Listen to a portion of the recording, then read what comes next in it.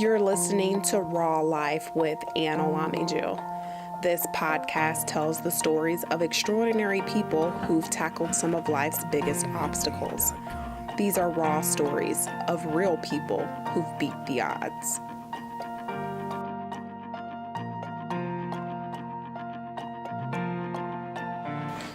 In this episode, Cody Jones tells Raw Life his story of heroin addiction. Cody's a good-looking man who doesn't look like drugs ever consumed his life. He looks fit, he's clean-shaven, and he's got nice clear skin, like he uses a really good moisturizer. But as we all know, looks are deceiving. In his family, drugs were always around. And I grew up in, both my parents were drug addicts, so I grew up in a drug culture. You know, I knew, but I told myself I would never do those things, but I found myself eventually doing the same exact thing. So I was on heroin, about 20 years old, I think.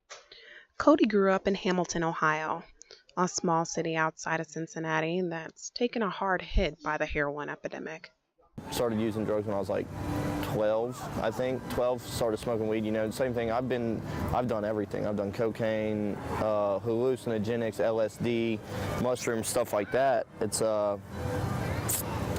I think I got on heroin when I want to say I was 20, 21. I got addicted to pain pills first when I was 18, you know, and then eventually the supply runs out or it becomes too expensive and then someone's like, hey, you can do this and it's cheaper and it gets you way higher. And then you're like, okay, you do it, same thing, you know. In 2014, Cody hit rock bottom.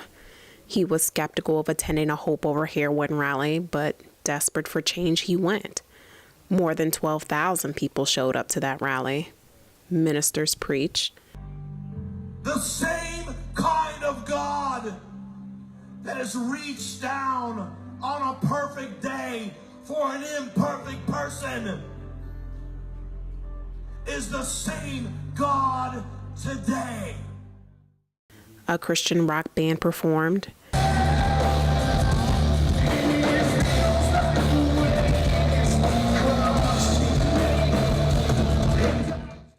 And people joined hands in prayer. Cody left changed. Hope Over Heroin, when you hear the name, it doesn't like make a heroin addict want to show up, you know, because you realize, man, everyone's going to know that I'm on heroin and none of these people are. But really, I was just desperate for anything. I tried everything, so I knew, man, something has to shake for me. So Cody went on stage at the rally after the minister preached and gave his life to Jesus Christ. He was baptized there on the spot.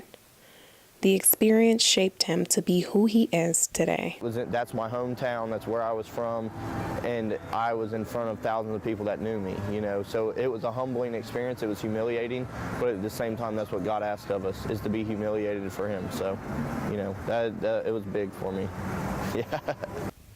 Now Cody's been clean for more than 2 years.